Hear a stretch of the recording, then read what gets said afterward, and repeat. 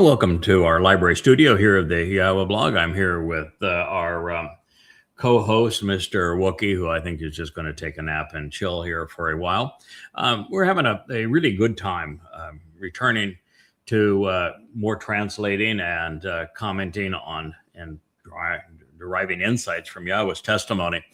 Uh, Spent all weekend on it, and again the all day yesterday, and what we're finding is so fascinating that I'm actually now, having finished the 89th Mizmor, which is what we're presenting here. I've made it to the end, which is verse 52. We're on going to review 16 and 17 before we move on today.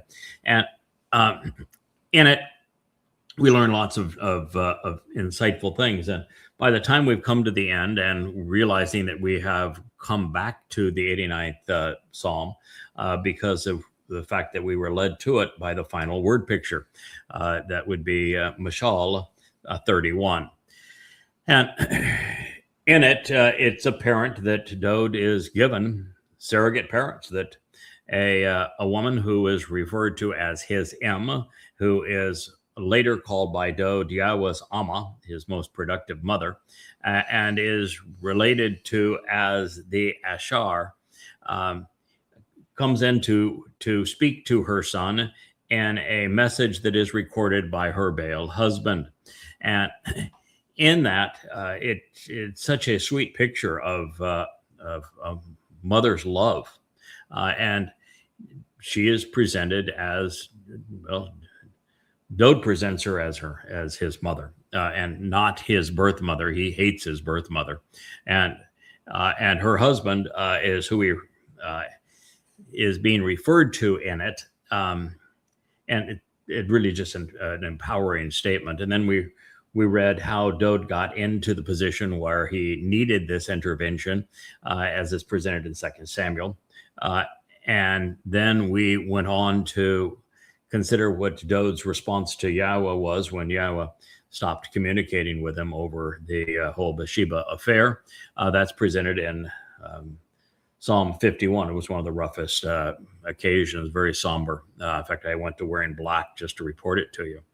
And then we went to the 116th Mizmor, which is glorious, which shows Dode's recovery after he was met with by the Amma, his who is referred to as the Asherah or Ashar in this Mashal, this word picture.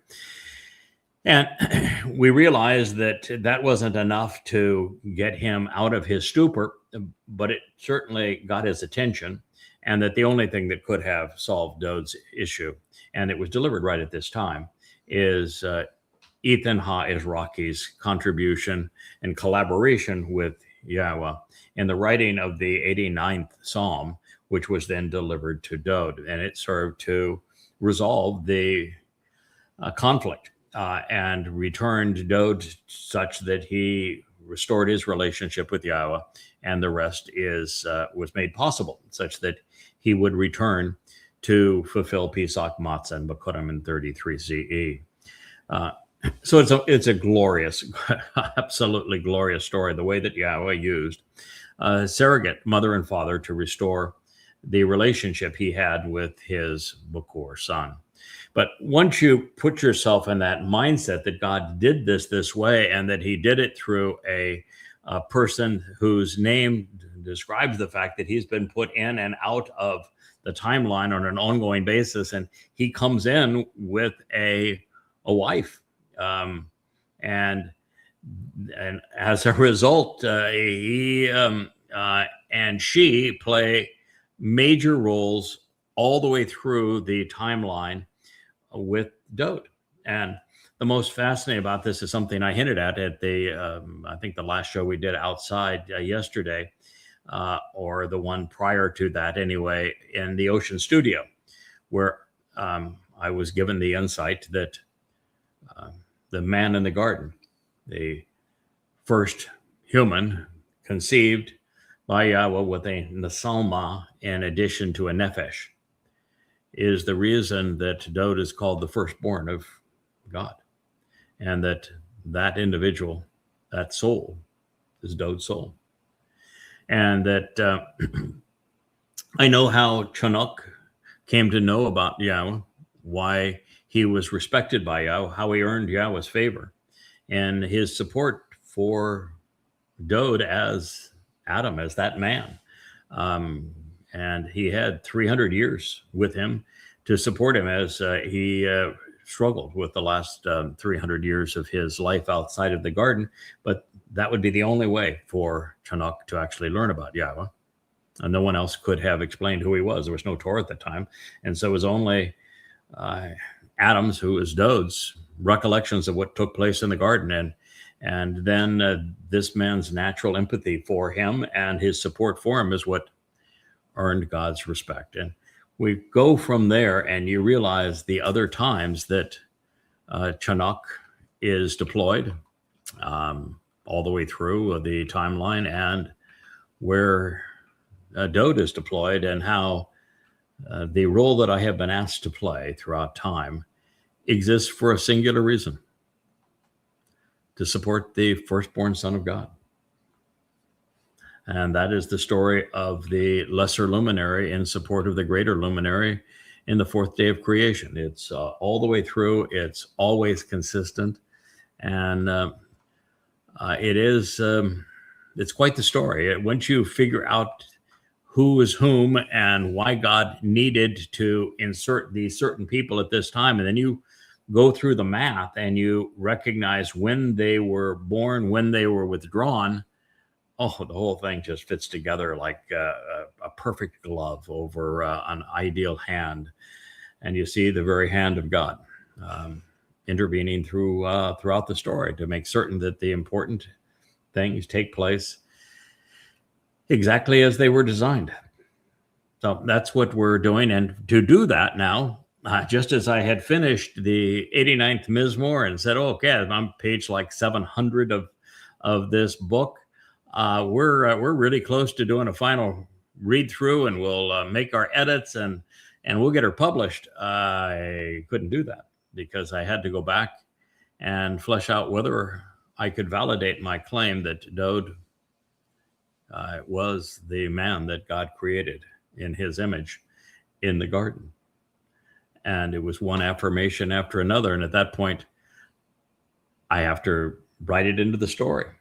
And then I realize, I need to go all the way back to the beginning and tell the story the way God tells it, with the greater and lesser luminaries being presented on the fourth day, and why they were, what their relationship is, and how that plays out through the rest of the Torah. It's a marvelous teaching experience. Again, I don't expect this to resonate with those outside of our covenant family. The malcontents that thought it would be a fun idea to send their letter out to 100 of my email contacts, will not be able to understand it, and that will inflame them all the more because, well, they need to condemn me to, in their view, to stay out of hell. Because if I'm right, and I am, that's where they're headed. So it's a desperate act. In fact, Rich, you told me that you thought it would be fun to give one of the AI the opportunity just to review their letter and say, what do you think of their translation, and what do you think of their argument? And I should probably share it with the group because it just eviscerates that. And I did not use your translations. I let it do its own little translation first and walked it through our whole scenario, and it comes back and says the same thing you say. Yeah. They used Craig's translation style without Craig's translation discipline. Yeah. Cited a plural against an individual. Skipped the defining criterion of the periscope dreams. So they skipped that, misread an interrogative as a declarative, and then turned it against the man whose methodology they plagiarized to do so. And they're plagiarizing me to condemn me, and they do a really lousy job of it. And of course, I don't want to belabor this because it's really irrelevant to the whole story, but they they have managed to do what Paul did. He found a word. He says, well, I can make my argument with Baal. And they have no idea that that God tells his story from beginning to end by giving you something at the beginning that he will come back to at the end. And he does that with Baal, which is used in the final word picture in an exceedingly favorable light. As a matter of fact, based upon the claims of Ezra, Ethan Ha-Ezraki, I wrote all but one of the Mashal, so I ought to know what they say. And in it, Baal is the loving and supportive husband that has rallied around Dode and is married to Dode's mother, and supportive of Dode's Amma, and his the one he calls Ashar. And it's just so interesting because we are coming full circle, in that when Elia attacked not Ashar and Baal, but the prophets of Ashar, the religious interpretation of them, he will now come back celebrating who is Ashar and Baal as this beneficial woman and her loving husband. So it is God knows that every term that he has that has benefit, like Asher and Baal, will be twisted to use against him by satanic forces, and they have been all the way through. So it's all fascinating. And of course, when you finally understand the common denominator and how God works through this whole thing, all the pieces just fit together. I have shared them here with the family, and as we develop them a little further, I'll share them with you, and you just see the timing of who these people are that are involved in this soul, supporting this soul that is God's firstborn in Dode, how they come to their positions and how it develops from there, and the timing of all these issues. You just go, oh my, it is all of the millennial markers. It is just breathtaking that it was all there all the time. And now we're prepared to see it, share it, understand it, enjoy it, relax in it. But what it requires is that we need to get off of normal posting on social media. We're here largely for the 8, and also for those who want to join us in support of the Covenant family. But we're not here to solicit additional participation, and we're definitely here to put a kibosh on those who would claim that they're going to be part of the harvest, that there is not one chance in hell that they're going to participate in. So we just need to continue to reestablish the fences of the sheepfold that Yahweh established around Dode, so that that which has been torn down is put back in place. We're not here to attract lots of people. We're here to deflect them and to get into Shabua and then to Teruah with the right people in the right place, doing the right things, that are properly educated and prepared to be right about all of this, so that we can fulfill our responsibilities going forward. And that is the job, and we can do that best at yadaya.com, supported by places like YouTube and Rumble and the like. But I need to personally disengage. I lost a challenge today on X. It was just amazing. There are a lot of X posts condemning Jews, saying it's okay to condemn Jews. It's okay to demonize Jews because Revelation, they claim that they're referred to as the synagogue of Satan, and that is the interpretation of Revelation and the synagogue of Satan, because, well, the New Testament is exceedingly anti-Semitic. So Christians, not knowing that the whole thing is a farce, justify condemning and even killing Jews based upon the references to the synagogue of Satan. And on 2 of those posts, I challenged that and said it's not true. Synagogue of Satan is actually a reference because it's ascribed to John, who was condemned by Paul, and so the person that went into the synagogues who admitted that he was demon possessed was Paul, and that it is not a justification to attack Jews.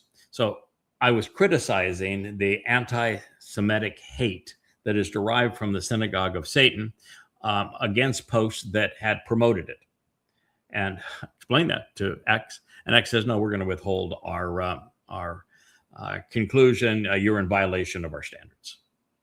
So when you're dealing with AI that are that immoral, that irrational, that overly stupid, I'm sorry, I don't belong there. I'm not going to spend time there. And the same thing is true with Facebook, and Facebook has gotten to be more egregious even than X. But with the 2 of them like this, it's let's communicate, let's interact at yadayah.com. We have all the support mechanism there. It's a marvelous site, and there's no reason for us to be anywhere else other than these videos need to stream on other platforms, particularly on YouTube, and places like Rumble where they're pretty impervious. So we'll continue in that regard. But it's been really, really, really interesting, and I think that those who are solidly in the covenant, mature grain, looking forward to continuing to grow. You're part of the 8 that are mentioned at Shavua, Teruah, and Sukkah. You're among the 8 that are designated by the 8 souls that were aboard the ark that reestablished the covenant and really populated the world of Nesalma man around the Tigris and Euphrates rivers, the Black Sea, and that area, the cradle of civilization. So it is a marvelous opportunity, and we are learning at a prodigious rate.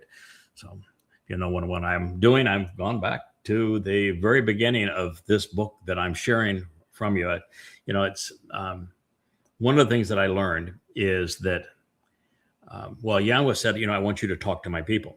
Okay, well, we're doing that, and it's turned out beautifully. It's really a fun way to be able to share what we're learning in real time.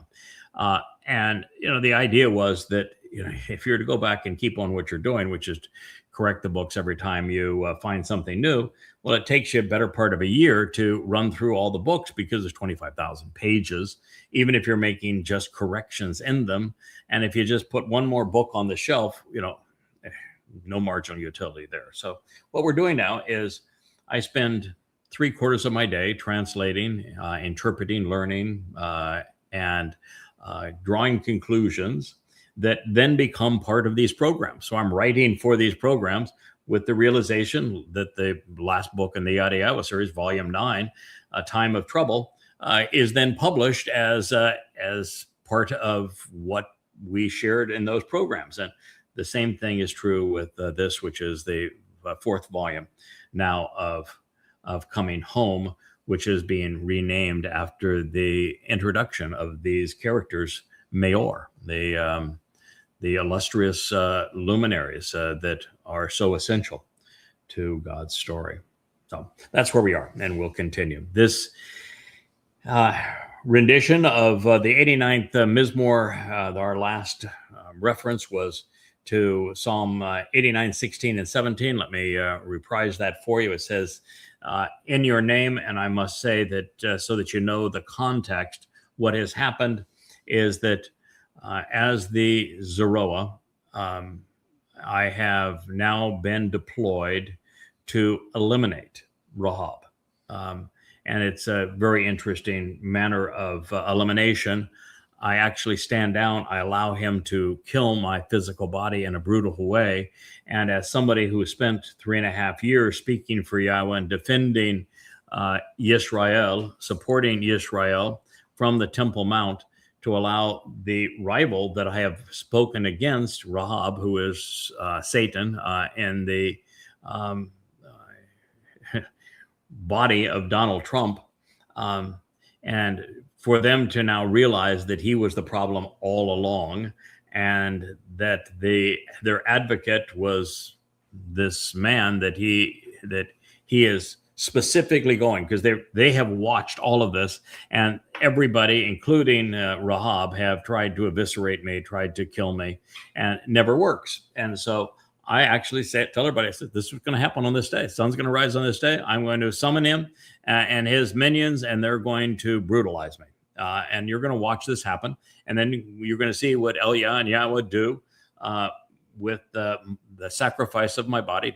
You need to know my soul's fine, but we're going to do this just as Dode served as his body served as the Passover lamb. We're going to do this. And I just want you to see that this is all he's got. He's got death and destruction. And by his lashing out, it'll be his end. At that point, his Ruach spirit and Donald Trump and Satan go to Sheol, and my Nephesh soul returns to stand beside Dode and Yahweh. So it reads, in your name at this time, they will continually rejoice. They will celebrate these favorable circumstances, expressing their enthusiasm. And they will do so every day.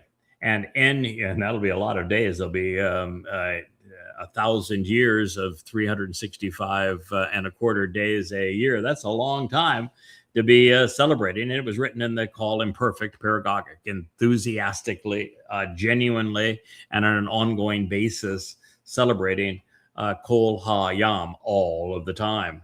And in your vindication and that which is right about you, Basadaka, Ata, by being correct, fair, and right, just, acquitting, accurate, and honest, they are lifted up on high, enriched, and empowered, because that is the key. Are you right about God or not? That was 89:16.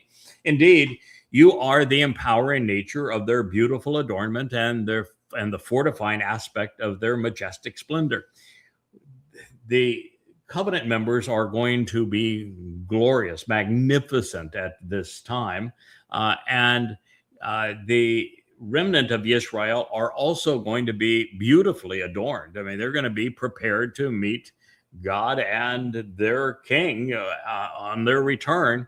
And so it's just going to be a marvelous spectacle where everyone is either beautifully attired with attractive clothing that the seamstress of God will have provided for everyone.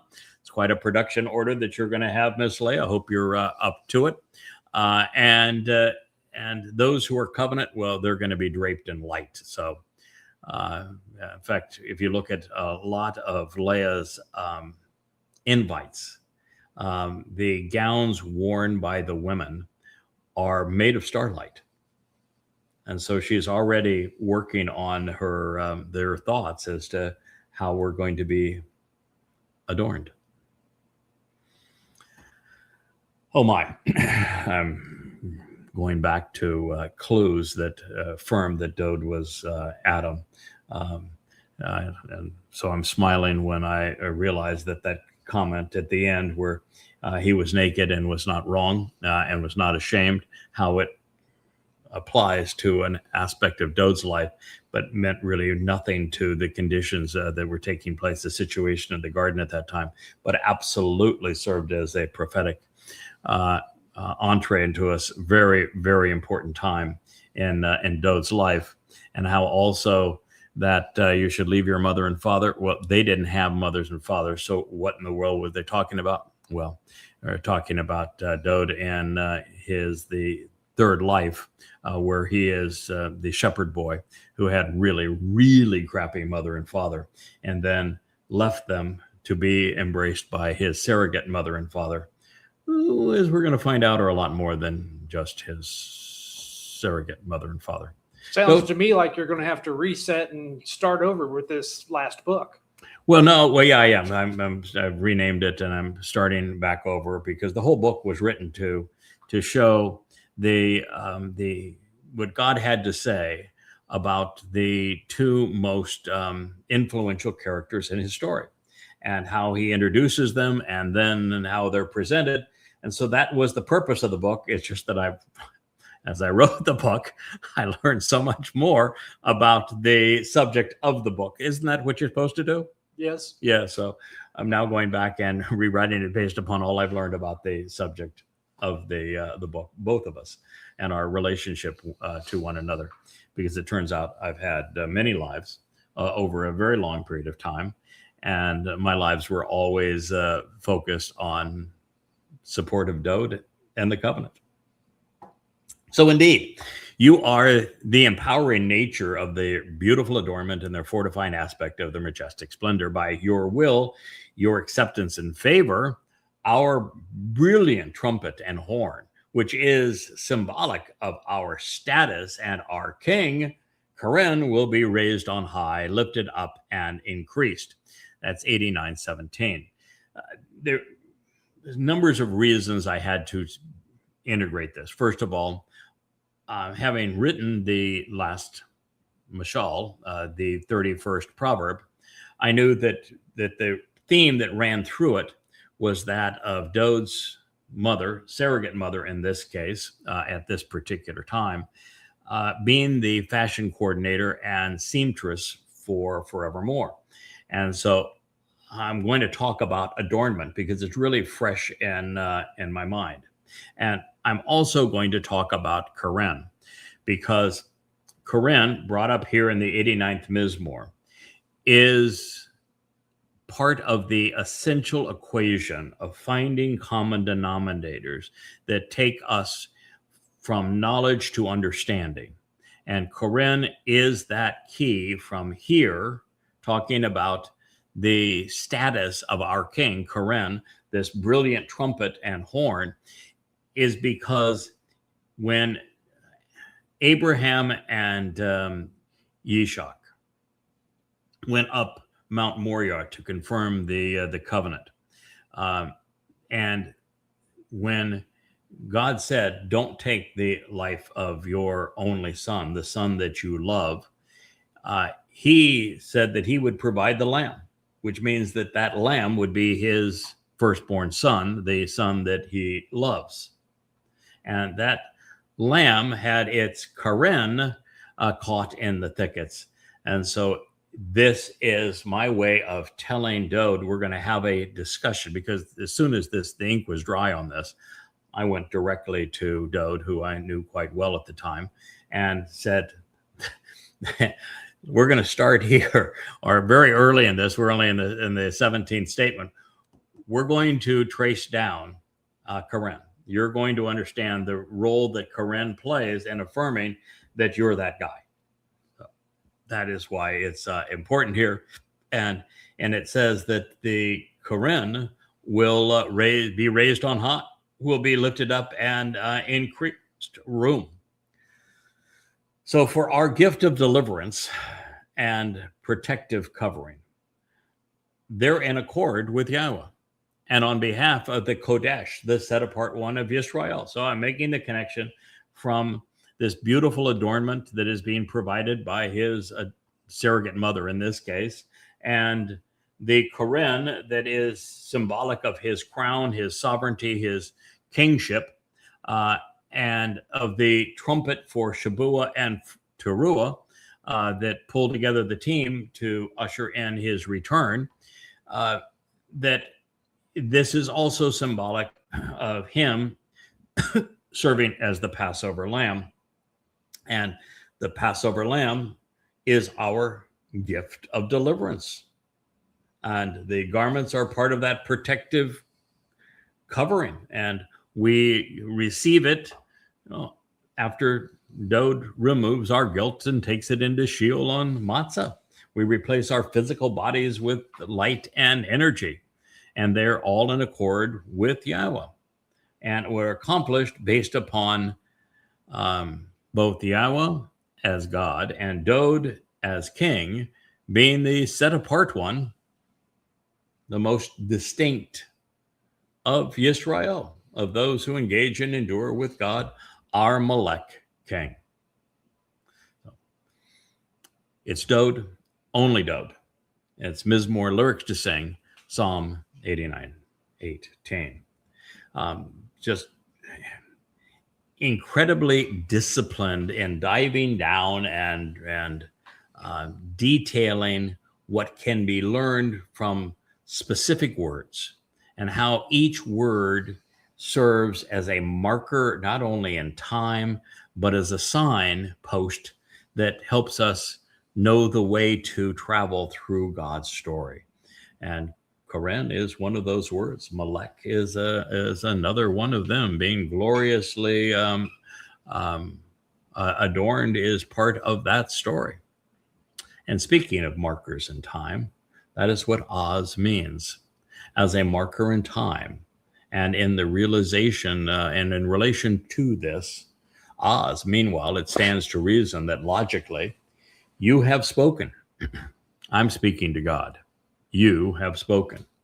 In a prophetic declaration that can be seen and experienced through your Bakarim. Bakarim is a really interesting word. And the thing that is important here is to know that it is not Bakarim in the Masoretic text.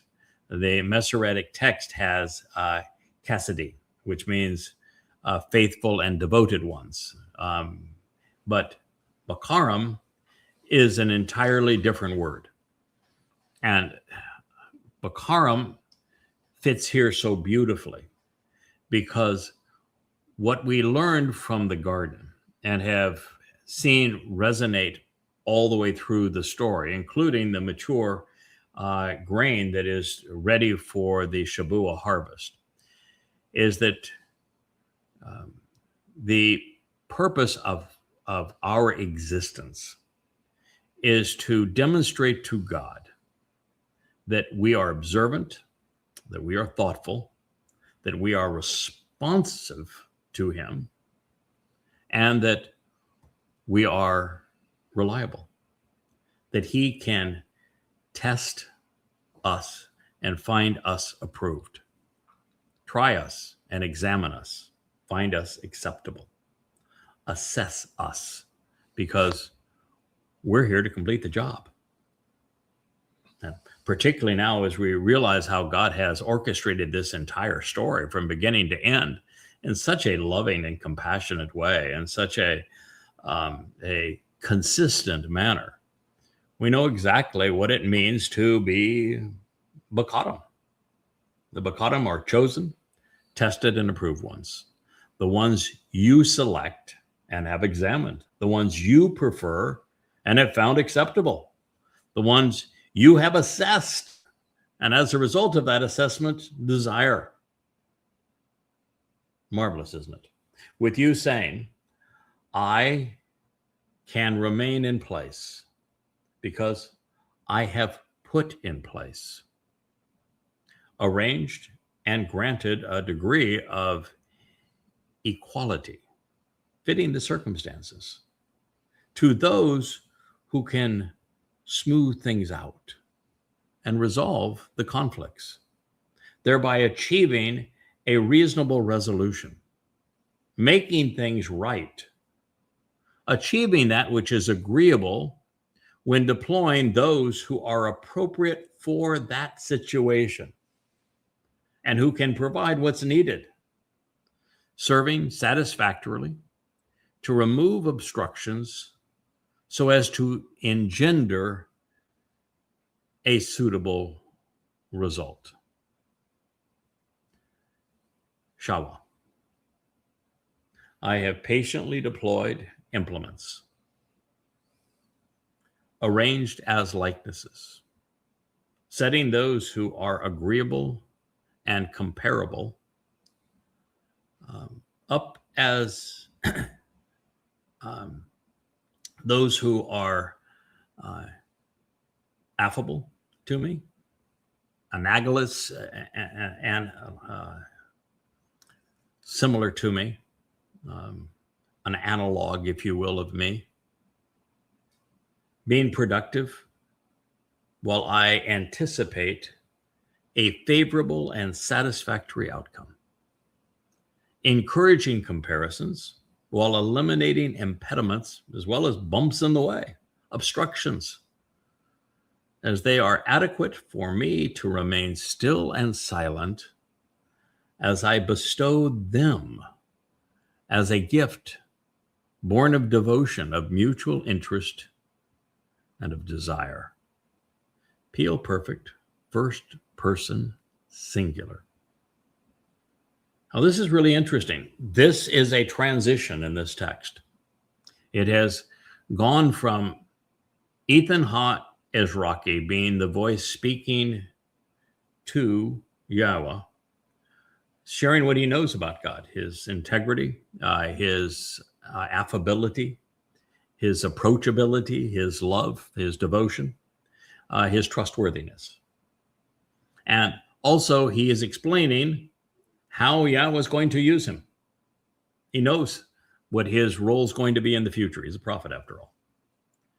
And then you see Yahweh intervene and make a declarative statement. I think it's in the third and fourth statements, very early on, saying, Dod's the one. It was through Dod that I established the covenant. By the way, that's everything. And the only way you establish the covenant is to fulfill Pesach, Matzah, and Bekurim, which we have proven.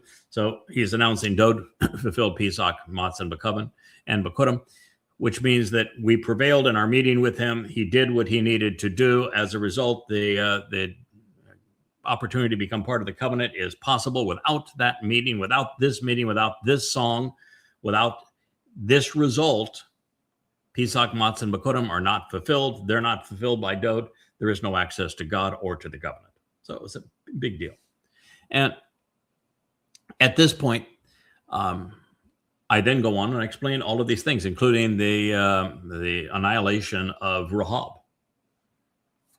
And at that point, God speaks again. And he will continue to speak in first person for a very long time. I think we go all the way through the mid to late 40s in terms of chapters in this song. So it has turned to God's voice.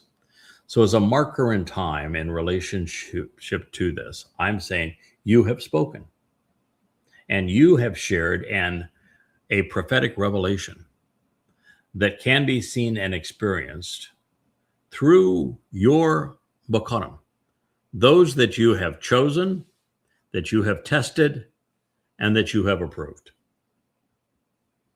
And quite frankly, there's not a lot of them. It really isn't. The two that are the most important are the greater and lesser luminary, designated in the fourth epoch of creation. They are represented as the tree of lives. One of them is actually the greater luminary. The firstborn is actually Adam. And then God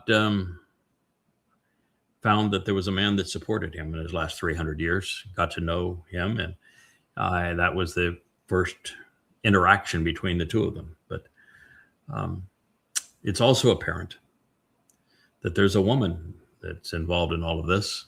Dod did not pick very well in terms of women. He's going to need the Leah dating service to do a better job in this regard. But I seem to have found a woman that I dearly love and made a deal with God. It's one of those deals that you cut with God where you say, okay, God, I'll do what you want. I'll come in and out of the timeline. I'll be the fixer. But, I don't want to do it alone. I really love this woman. I want her to come with me so that, it's the two of us working together. And God, of course, said, boy, that's a tough call. Let me see. Can I arrange that? Oh, okay. Yeah. All right. Now that you asked for it, sure. Of course, that was what he wanted to do all along. But nonetheless, I'm quite confident I asked for it. And so she is one of these chosen, tested, and approved ones. By the way, none of this adds any brownie points. It just means that God made sure that his story was going to play out in accordance to plan, so that the covenant would be accessible, that Dod would see it all the way through, complete the mission, and we would celebrate his return on Yom Kippurim as we move through the timeline that these next harvests would occur. He was just trying to keep his people and and time schedule in place. And this is just how he went about doing it. So he has your Bokorim, chosen, tested, and approved ones. This is the essence of my life. I know it at the time. It's not my first existence was as Enoch. Chanuk is the correct pronunciation of it. And I came to know Yahweh through Dode as Adam. He would be the only person that knew him. And I was fascinated by what he had to say about their time in the garden and what he had shared about Yahweh.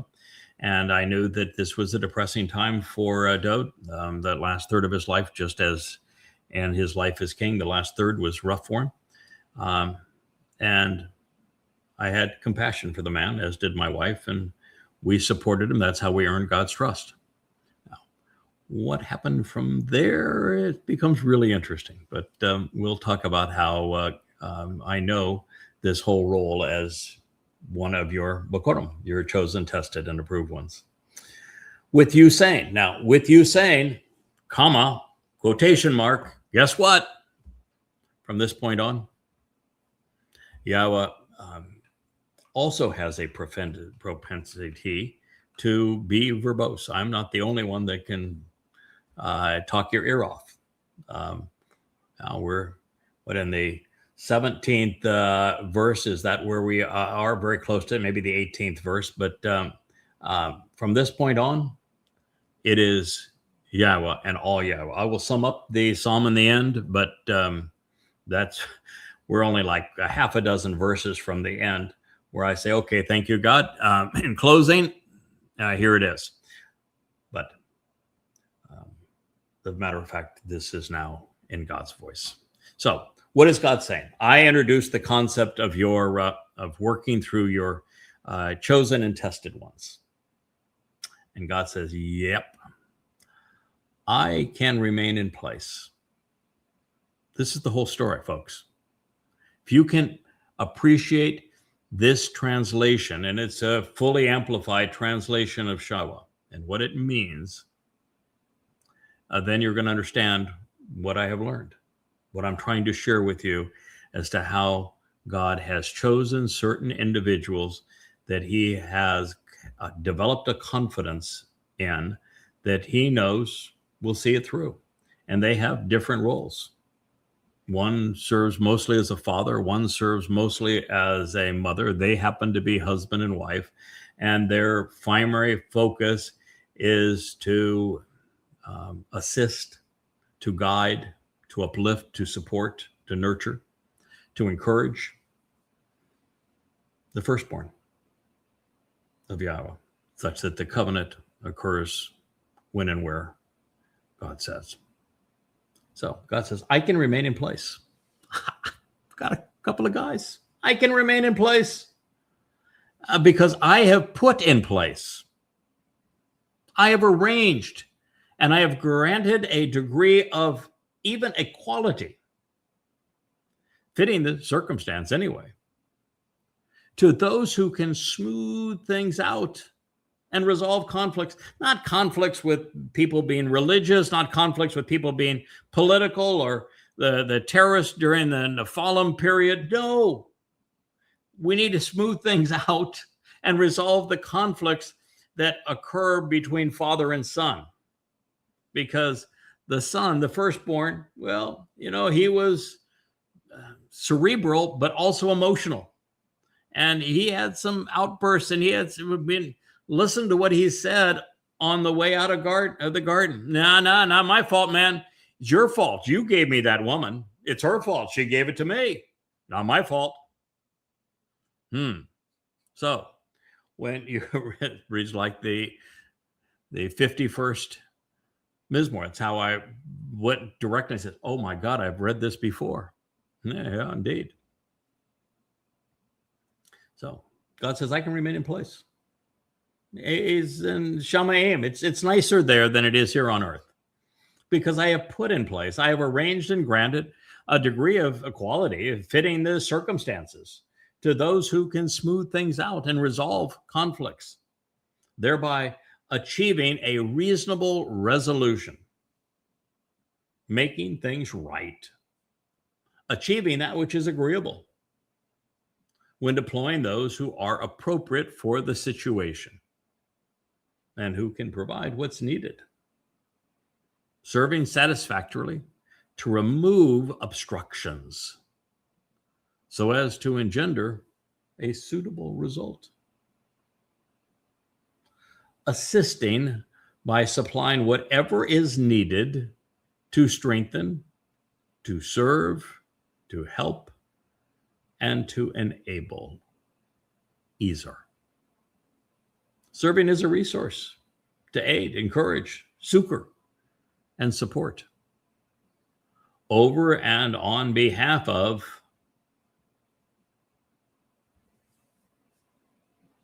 the Gabor.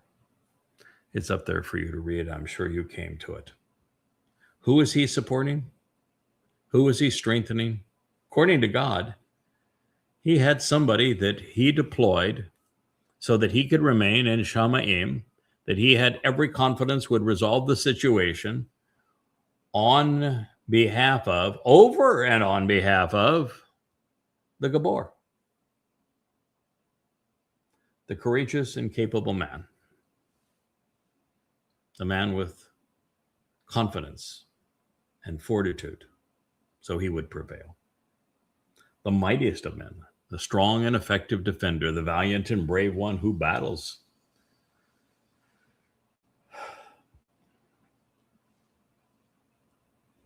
That's it, folks.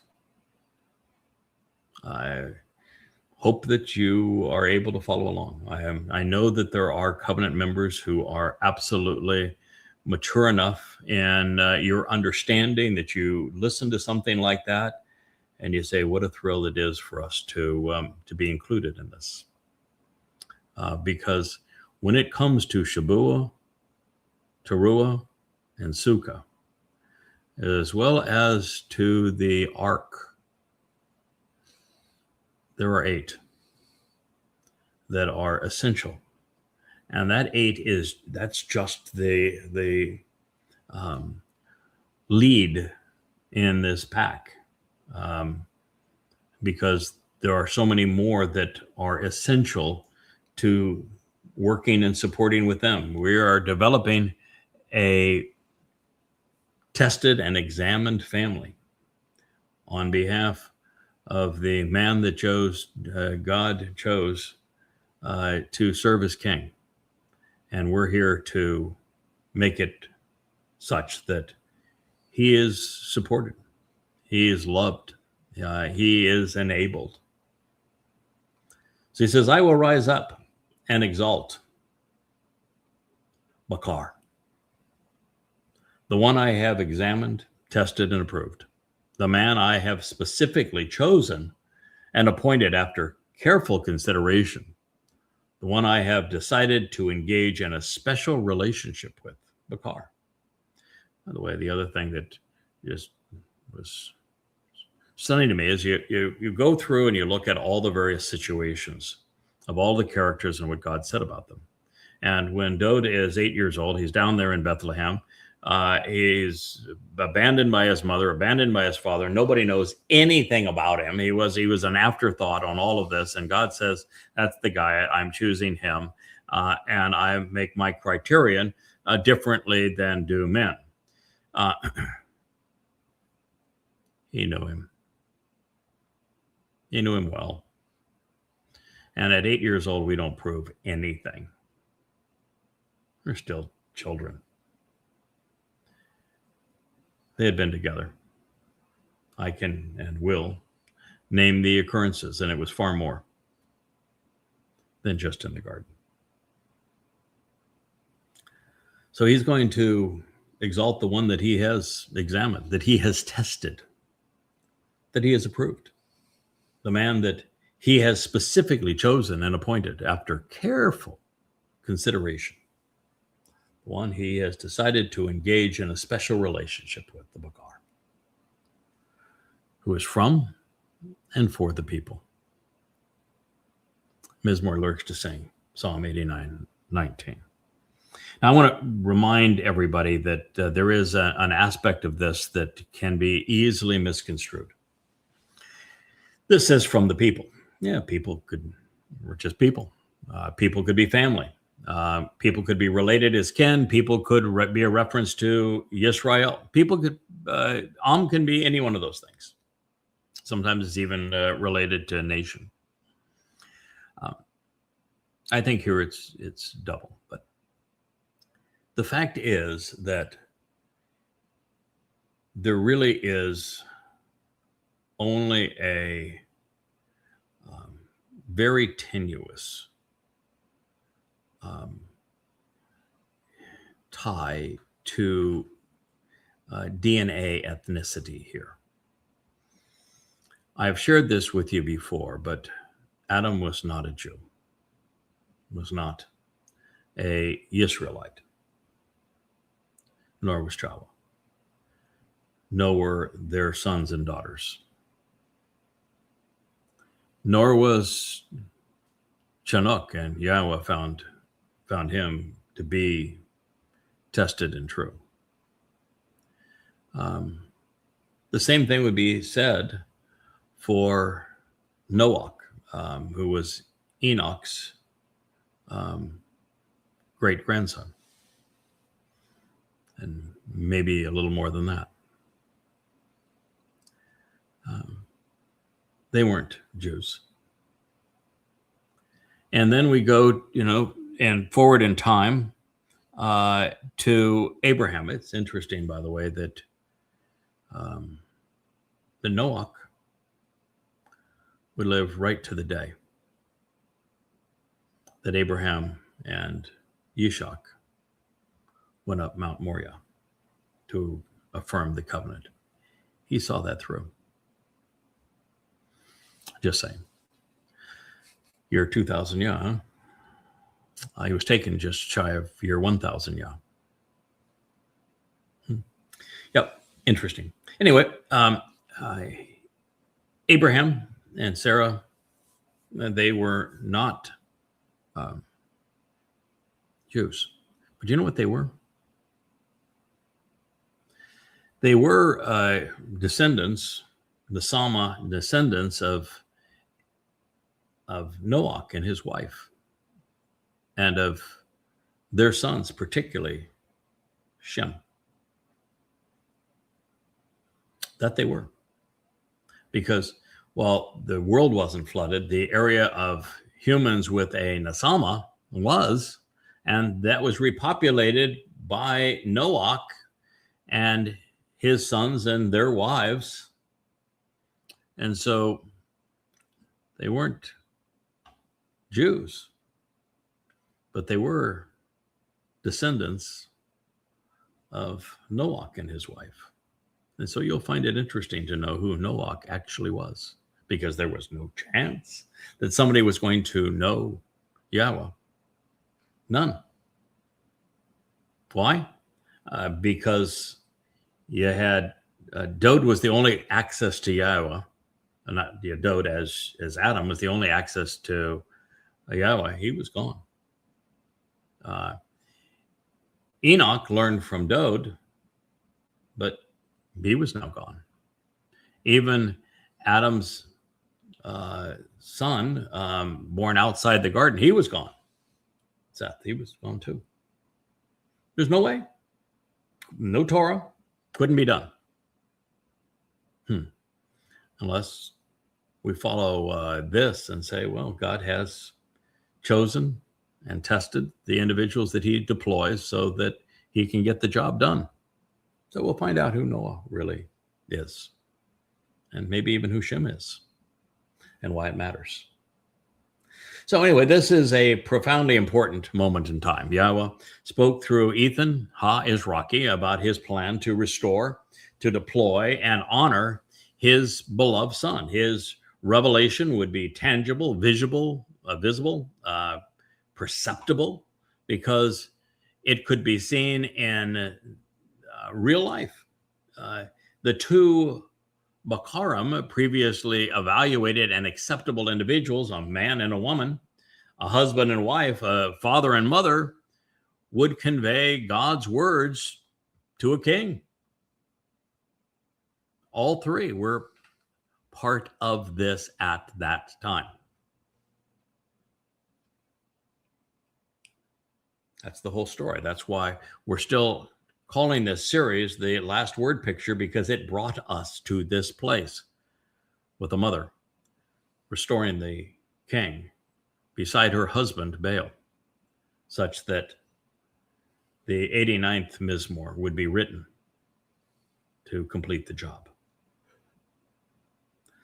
So as a result of Bakarim, we should recognize that life is a test for all of us, an opportunity for us to prove ourselves to God. And even though he isn't expecting a whole lot from us, fewer than 1 in a million pass muster. To earn Yahweh's trust and to be included among the Bakarim, the chosen and tested ones, we must be observant, we must be responsive, and we must be reliable. And I would define observant the way that I translate shamar: closely examine and carefully consider.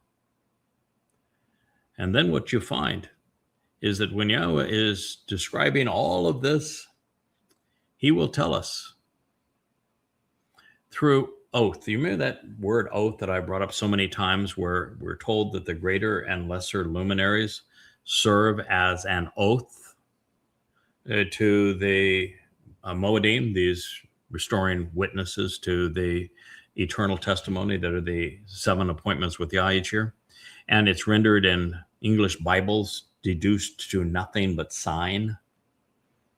Now, that's not its verbal root. No.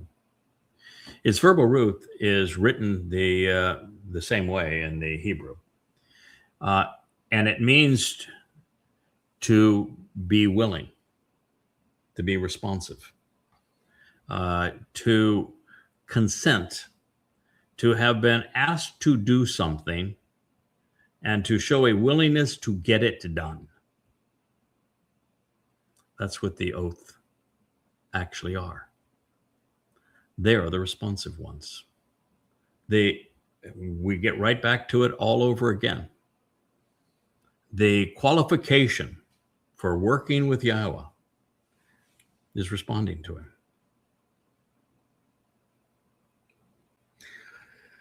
So there are chosen and tested ones that are observant, responsive, and reliable, at least to the extent God is comfortable with us accompanying him into the 4th, 5th, 6th, and 7th dimension. We have to demonstrate that we are observant, responsive, and reliable to the extent that God says, yep, I am willing to empower this soul, knowing that they're going to become immortal, and I'm going to give them access to the entire universe and access to come into Shamayim and to be part of my family, communicating with me and all of the other covenant members forever.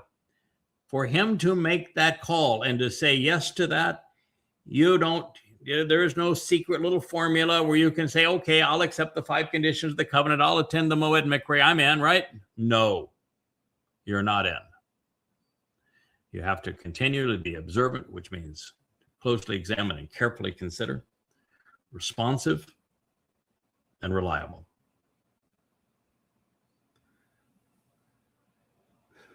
In this regard, we are being Bashar, examined and approved, right here, right now, scrutinized and verified, in the process of being found acceptable and desirable. It is an open invitation with your life serving as the audition. Now, I'm going to be really bold in making a statement here. I've been tested over the last 5,400 years. So has Leah. Every time God needed resolution, particularly with Dode or with the covenant, we were placed in position to find that resolution. I've been there, I've done it. So has Leah. We aren't auditioning anymore. But everybody who was part of this team, who was part of this family, who was going to be part of the Shavua harvest, you are. I'm not saying that to encourage more dedication, because the fact is, the team that is really solid and contributing to this family has demonstrated overwhelmingly that they belong. But I just want you to know that we need to see it through. We need to stay true to our calling and our responsibility. We need to continue to prepare, to learn, to be better equipped to fulfill the mission, because we are just starting, folks. We got another 1,000 years to go, 1,000 plus 7 to go. So I want everyone to recognize that your life now serves as an addition. Therefore, while that is a marvelous, I think, affirmation of the understanding of what happened in Eden and what went right and wrong, and that is consistent with what I previously deduced and conveyed, and it serves as a confirmation of why God is allowing a remnant back into the garden during the millennial celebration of Sukkah. This insight, I think, even pales in comparison to what can be deduced from that magical term, Shawa. What a word. And it is especially so when conveyed in God's voice, which it was, first verb, now conveyed in God's voice, and in this context where it leads to enabling the Gabor as the ultimate Bakar. I think you know, I have been translating and commenting on Yahweh's testimony for a quarter century, well, in this life. And this is one of the most revealing statements I've encountered in all of that time. It is the grand unification. It's the unifying thread that has been woven throughout God's tapestry. It depicts how, when, who, and why Yahweh deployed in support of his Son so that we might live and become God's children too.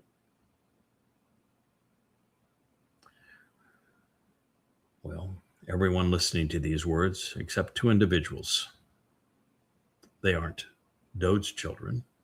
They have been God's children for a long time. Dod is actually their son.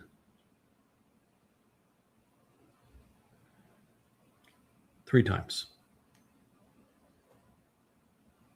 3. From this point and through the next 18 statements, and it's far more than 18. I just counted up to 18 and came back to this point.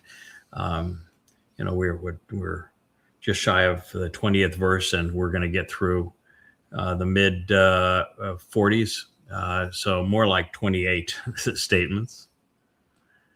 Yahweh's going to share with us in his own words. He's going to talk about his relationship to Dod, presenting him as the cornerstone of his plans and as the exemplar among his people. And so I think that this transition from Ethan speaking to us about Yahweh and Dod and everything that we're going to do together, to Yahweh speaking of Dod and how it pivots upon Shawa, this magnificent verb, and the Bakar to enable Gabor. That's just incredibly sweet. So, my friends, we're going to end this program here because, my mind is racing and I'm having such a delightful time thinking of all of the things that I can develop and share with you. So we'll return to this place in our next episode. I hope that with the weather being a little blustery outside, that we will come back to this studio before the day is out. So thank you so much for listening. I know that I have taken you to a place that you probably never thought God's words would lead to, but rest assured, it is comforting. It is enriching. It is affirming. And indeed, loving and compassionate what God has done. So thank you. May God bless. See you later today. Hey there, thanks for tuning in. That was Fetch. Gotta run now. Catch y'all on our next podcast.